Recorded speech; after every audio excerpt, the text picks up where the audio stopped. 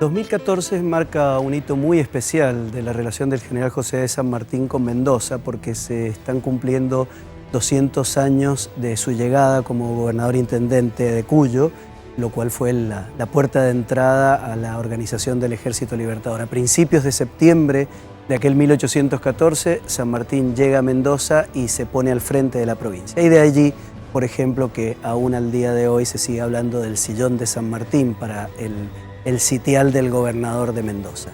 Desde Uno Medio entendimos que era muy importante asociarnos a esta fecha y estar presentes, y es por eso que hemos preparado una serie de cuestiones que tienen que ver con esto. Desde Diario Uno se publicarán las cartas de San Martín con varios de sus principales corresponsales, amigos y colaboradores.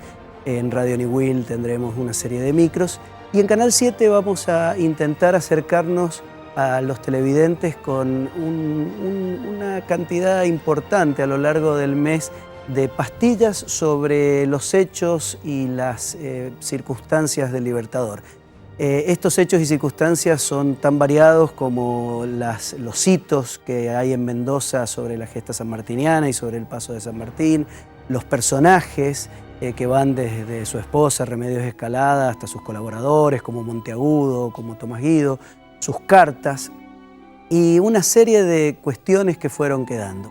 Para empezar, vayamos a una de ellas. Por ejemplo, San Martín ha dado lugar a una iconografía muy importante, es decir, fue ya en vida pintado y retratado. Incluso hay un daguerrotipo, que es el origen de la fotografía, cuyo original se conserva en el Museo Histórico Nacional, y una serie de pinturas, algunas hechas en vida del Libertador, con él como modelo, y otras que recurrieron justamente a los cuadros que había o a esta única imagen fotográfica, llamémosle. De estos cuadros hay muchos de Fidel Roig Matons, del gran pintor español que vivió en Mendoza y que ha registrado toda la saga de Guanacache. Hay una serie importante sobre el Libertador, que los mendocinos la pueden ver, en la gran mayoría, en el Consejo Deliberante de la Municipalidad de la capital. Es una visita que realmente vale la pena hacer. Además hay un volumen hecho por sus hijos y comandados por Enrique Roig, uno de sus hijos, donde está todo eso reflejado. De esos cuadros hay un hecho muy curioso. Hay uno, que lo mostramos, que es donde se lo ve a San Martín con un fondo de montañas, que efectivamente es de Fidel Roig Matons y está depositado actualmente en el Senado de la Nación. Ese no tiene problemas. El que tiene problemas es este otro que ustedes ven ahora, que es un San Martín que está en internet atribuido a Fidel Roig Matons. Incluso el Instituto Nacional Sanmartiniano lo presenta como uno de los cuadros de Fidel Roig Matons del Libertador. Pues bien, ese cuadro no es de Fidel Roig Matons y hoy hay una investigación que está llevando a cabo el Instituto para saber por qué en internet se lo atribuye. Es más, si ustedes ponen San Martín y su iconografía en internet, van a ver que el primer cuadro que aparece es ese atribuido a Fidel Roig Matons. Hoy la apuesta es a que de entre todos tratemos de determinar dónde está ese cuadro y realmente quién fue el que lo pintó.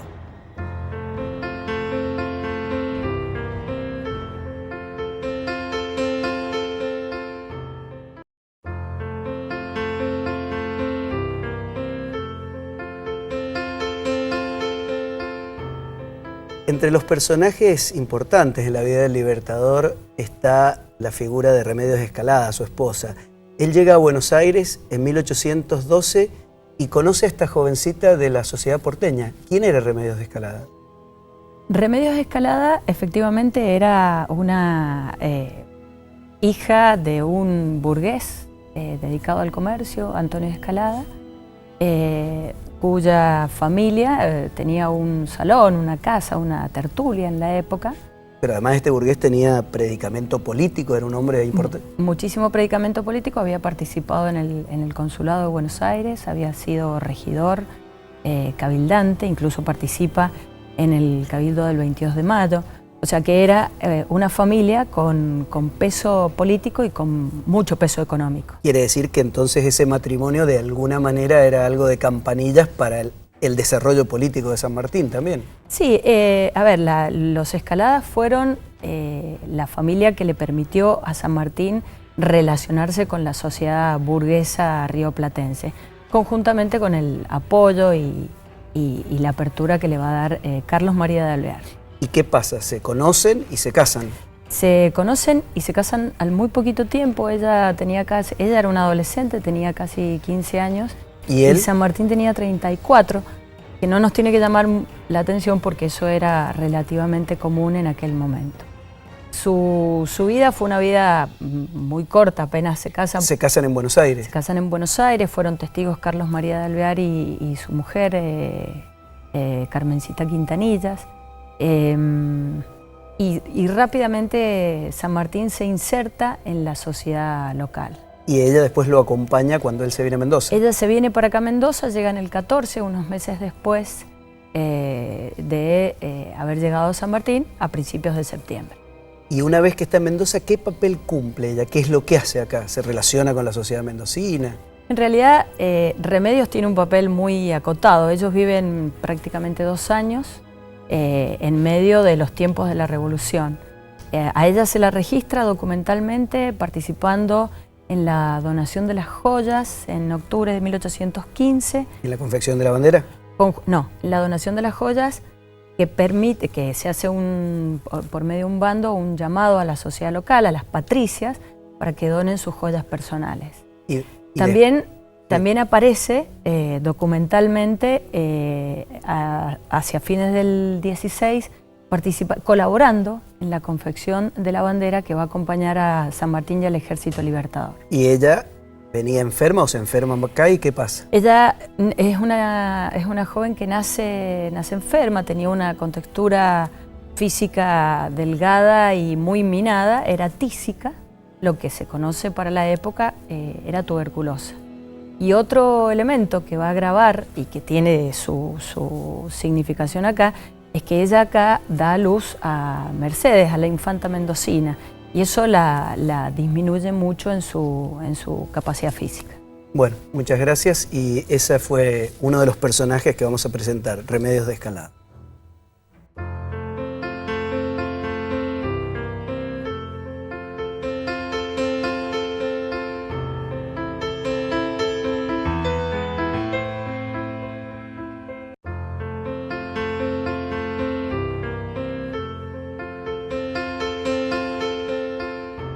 San Martín siempre da para la polémica y para el análisis. ¿Es correcto decir que San Martín era argentino? Bueno, yo creo que se fue construyendo la idea que era argentino más bien después de que después de que nació la Argentina, porque la Argentina tuvo un largo periodo de gestación y de identificación de su territorio y dónde empezaba y dónde terminaba, que no estaba completado en la época en que San Martín hizo su carrera militar. El Congreso declaró la independencia de las Provincias Unidas de América del Sur y dejó más o menos indefinido cuáles eran los límites, ¿no? Pero la razón que a mí más me interesa es que si uno hace la cuenta de la vida de San Martín, de sus...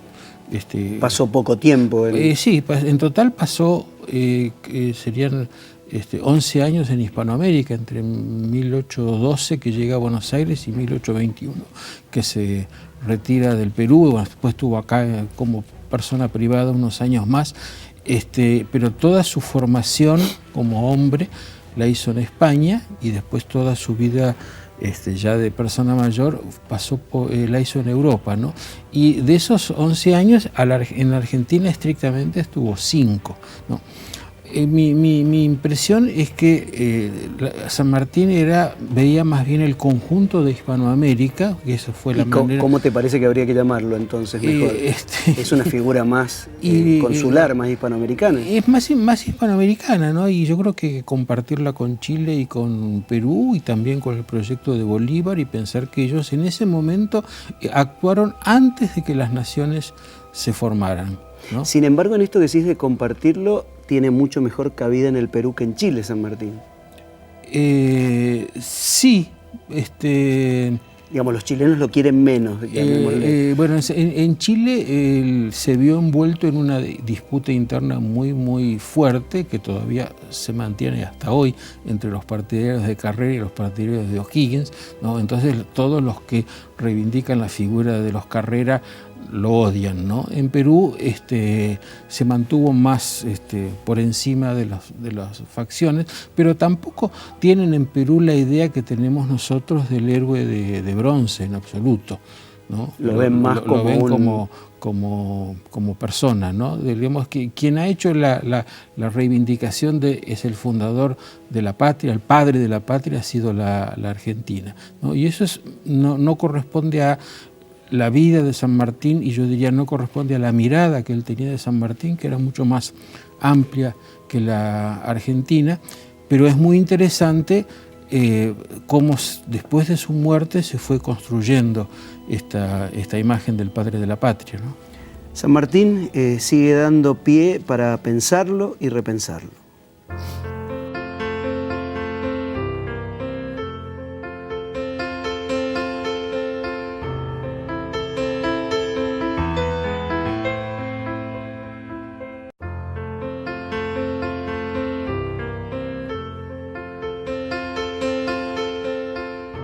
San Martín también ha sido materia para el cine, y hay un clásico que es El Santo de la Espada. El Santo de la Espada con Alfredo Alcón. ¿Cómo es la historia de esa película? Con Alfredo Alcón y dirigida por Leopoldo Torre Nilsson. Hay que pensar que en ese momento Leopoldo Torre Nilsson era uno de los directores más importantes del cine argentino. Estamos hablando de los años 70.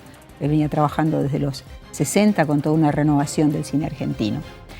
Y bueno, El Santo de la Espada forma parte de una serie de películas que realiza Torre Nilsson con contenidos, digamos, de fuerte arraigo popular, como El Martín Fierro, después hizo Güemes. Y yo recuerdo que en aquellos años 70, cuando la película se hizo y cuando la vimos, fue como que reaccionamos, yo era estudiante universitaria, con cierta injusticia quizás hacia Torre Nilsson, porque la veíamos muy como escolar. Muy con un contenido. San Martín acartonado. Exactamente, ¿no? Un San Martín acartonado. Debo confesar que ahora que la he vuelto a ver en los últimos tiempos, la he visto con mucho más cariño y está mucho más llena de guiños y de cosas de la inteligencia. O sea, se percibe claramente la inteligencia de Torre Nilsson. Se hizo acá en Mendoza la película. Claro, claro. Se filmó toda la parte del ejército del cruce de los Andes, que está muy bien hecho. La verdad que, o sea, hacer cine histórico en Argentina es dificilísimo. Y el esfuerzo de Torre Nilsson, que en ese momento, no nos olvidemos que estábamos en una dictadura, una de nuestras tantas dictaduras militares. Que era difícil poder ponerlo a San Martín. Muy difícil. Tuvo que, además, porque él necesitó todo el apoyo del ejército argentino para poder hacer eso, y entonces indudablemente tuvo que hacer algunas concesiones, pero sin embargo hay algunos guiños interesantes, como que de pronto aparece Facundo Quiroga en un momento de la película. Cuentan que Alcón no sabía andar a caballo, entonces que lo filmaban arriba de un caballete. Eso no lo sé. Lo que sí te puedo decir es que la verdad que Alcón compone un San Martín entrañable.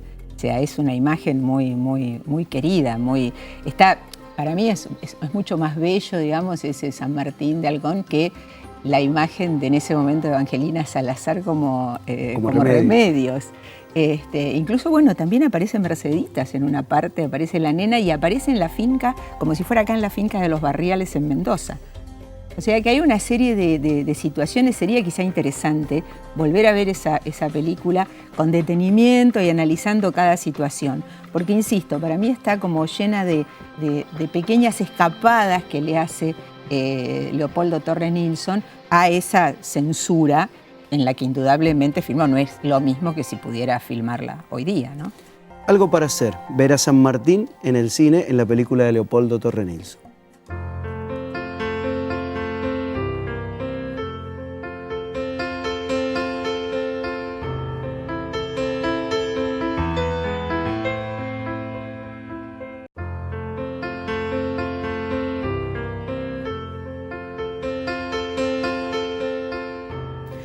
Los argentinos tenemos una imagen de San Martín y una idea de San Martín que no siempre fue la misma. ¿Cómo se construyó la imagen que hoy tenemos de San Martín? Bueno, San Martín en su vejez era una persona prestigiosa, respetada, pero no demasiado conocida, ¿no? Hay gente que lo iba a ver y contaba sobre cómo era. Sarmiento y Alberdi. Sarmiento y Alberdi, ¿no es cierto? No, ahora, después de su muerte, y inmediatamente después de Caseros, cuando empieza el proceso de organización nacional, empieza también el proceso de crear una historia del nuevo Estado. y la historia remite a las guerras de la independencia. Ahora, de las guerras de la independencia, muchos de los que participaron en esa guerra después participaron en las guerras civiles y entonces eran personas cuestionadas.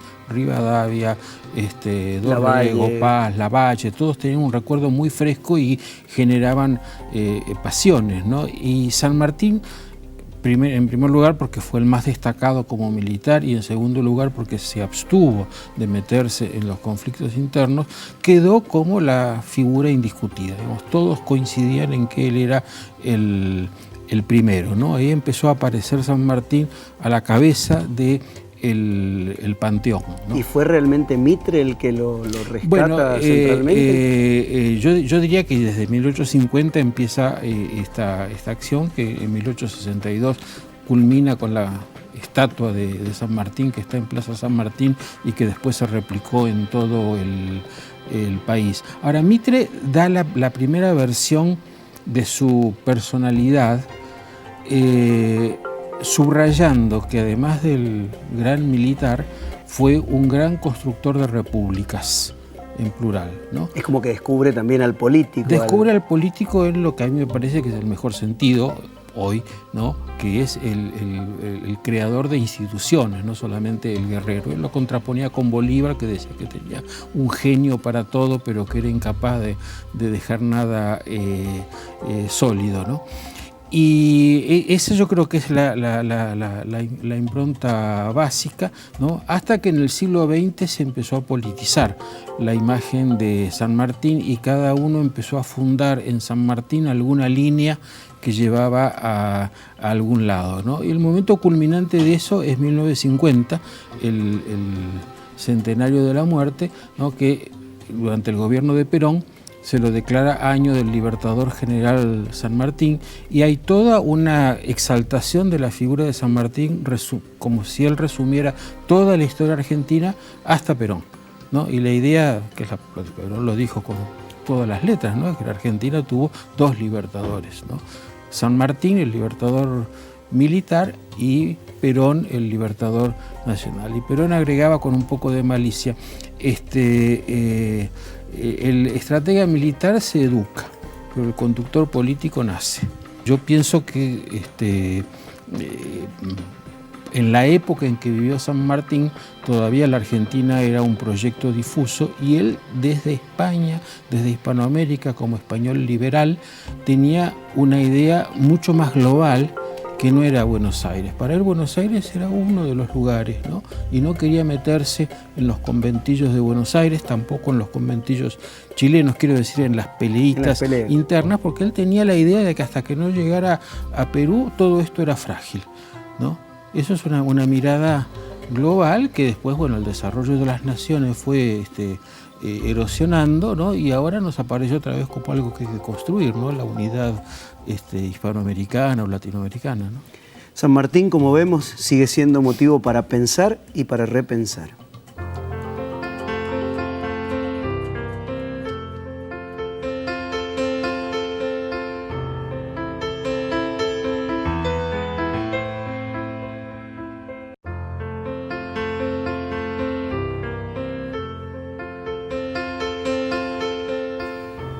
San Martín sigue dándonos sorpresas y cosas que muchos no se conocen y que vale la pena conocer. Hay una primera biografía de San Martín muy pretérita. Claro, la primera biografía de San Martín se publica en 1823. ¿Y dónde se publica? En Londres. ¿Y quién es el autor? García del Río, un colombiano. Juan García del Río. Es el que le escribe en 1823. ¿Por qué lee? García del Río había sido el ministro de Relaciones Exteriores de San Martín, protector del Perú. ¿Por qué le escribe? Porque se publica en Londres un panfleto contra San Martín, acusando de corrupción, etcétera, etcétera. ¿Que se debe a quién? ¿Quién escribe eso? Bueno, aparentemente, en general, los historiadores sostienen que más bien fue la mano de Alvear. La siempre presente mano de Alvear, que en aquel momento había quedado conectado con muchos chilenos carreristas. No olvidemos que en un momento, Alvear y Carrera actúan juntos, ¿no es cierto?, en el año 1820, en ese año de la anarquía. Entonces, él está en Londres, registra esto y entonces García Río escribe, ¿no es cierto?, una contestación al ataque a San Martín, y la contestación es una biografía. Y lo publica ahí de Y inmediato. lo publican. Esta biografía fue publicada en 1823, una reedición en 1844 y otra en 1854. Donde, claro, ahí básicamente uno encuentra, es una biografía que le escribe sin documento. La primera biografía, realmente biografía, sobre San Martín se publica en 1863, que es de un chileno, Vicuña Maquena, historiador, escritor, ¿no es cierto?, periodista, como era en esa época, que sean políticos, muchas cosas al mismo tiempo. Y la publica con motivo de la inauguración del primer monumento a San Martín en América, que es en Chile. Es decir, la consagración de San Martín es primero, ¿no es cierto?, en Chile que en Argentina. Y Marco, esto me parece importante, porque ni García del Río, que era un colombiano y que no, ni Vicuña Maquena, que era un chileno muy comprometido con la historia chilena, en aquel momento pensaban que estaban construyendo algo para un mito histórico que Argentina necesitaba como país, ¿no? Bueno, entonces, tenían que fabricar una historia, entonces Mitre fabricó a San Martín, Belgrano como segunda fuerza y se creó el mito. Entonces me parece que esas dos obras, la de García del Río y la de Vicuña Maquena, son muy importantes, ¿no es cierto?, porque marcan eslabones antecedentes de lo que después vimos. Y esos dos lo que nos dicen es que lo que después vimos, la historia de la figura de San Martín, ¿no es cierto?, mitificada por Mitre, coincide exactamente con las versiones anteriores. Como vemos, San Martín sigue dando mucha tela para cortar.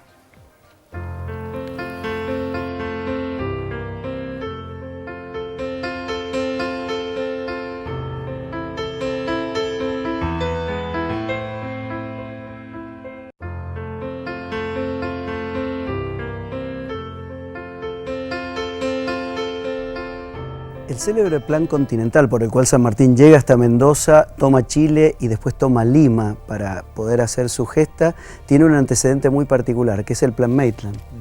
¿Cómo es eso? Bueno, esto era desconocido y por accidente yo estaba investigando para hacer el libro que después se llamó Diario Íntimo de San Martín, estaba en Inglaterra, y un día descubrí este plan y terminó siendo un libro que fue subproducto. En verdad fue producto, iba a ser el principal, el Diario Íntimo de San Martín, porque este plan, en efecto, fue un plan de Sir Thomas Maitland, un militar escocés, y se lo presentó al gobierno de William Pitt el Joven. ¿En qué año? 1800. ¿Cómo pensás que le llegó a San Martín este plan?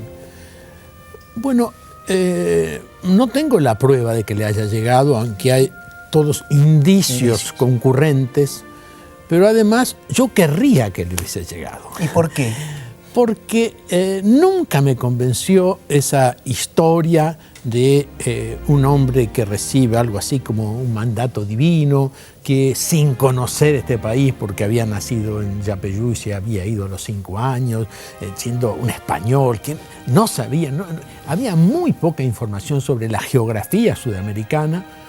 ¿Cómo podía ser que este señor un día dijera, bueno, este es el camino?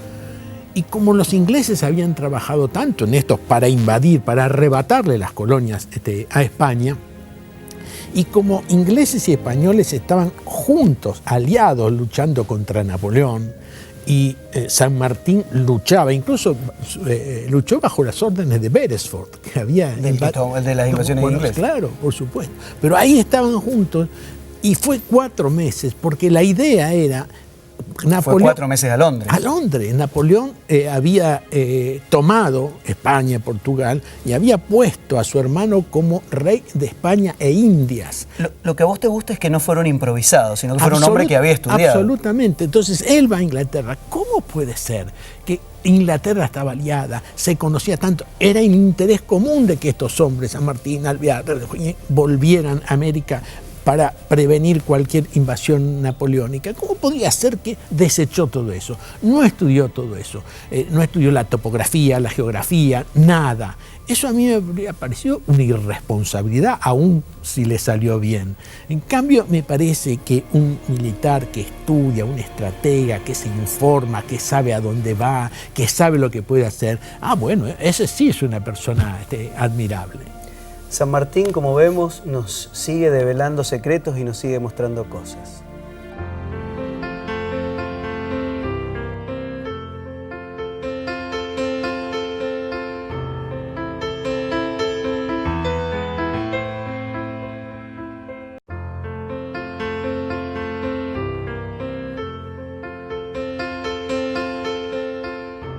uno de los hechos cruciales de San Martín fue su exilio, luego de toda su gesta libertadora. Vos estabas estudiando justamente ese tema cuando empezaste con todos tus estudios sobre San Martín, ¿no es cierto? Estaba estudiando un año, que ni siquiera es un año, son 9 meses, que es ¿qué hizo San Martín en Inglaterra durante 9 meses? ¿Por qué fue a Inglaterra a llevar a su hija ahí? ¿Por qué estuvo? ¿En qué año? 1824. ¿Qué hizo ahí? Y bueno, no había nada.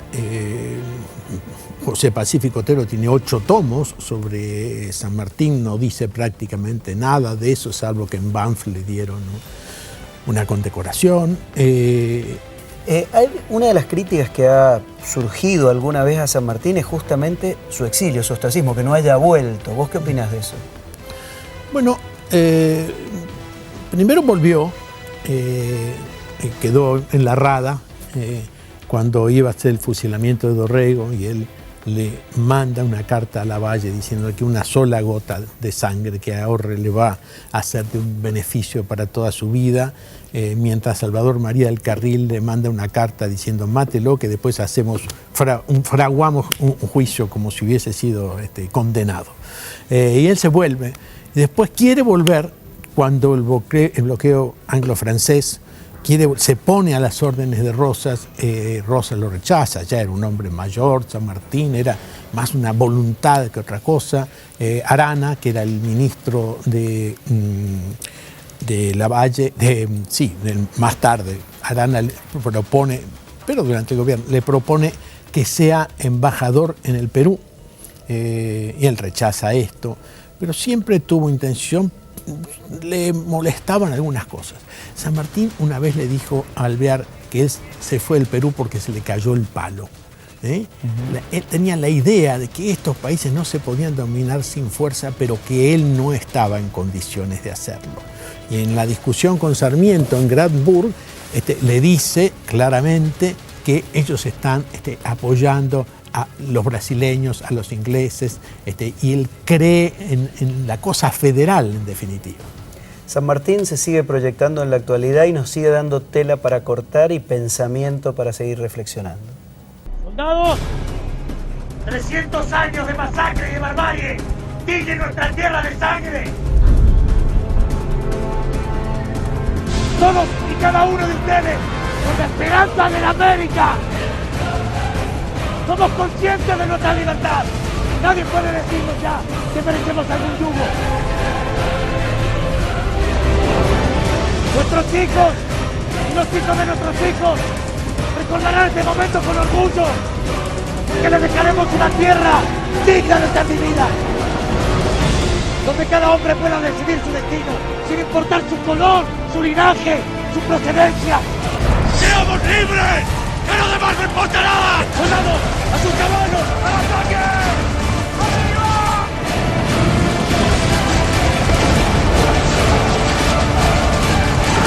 ¿Dónde está mi ejército? ¡Viva la patria!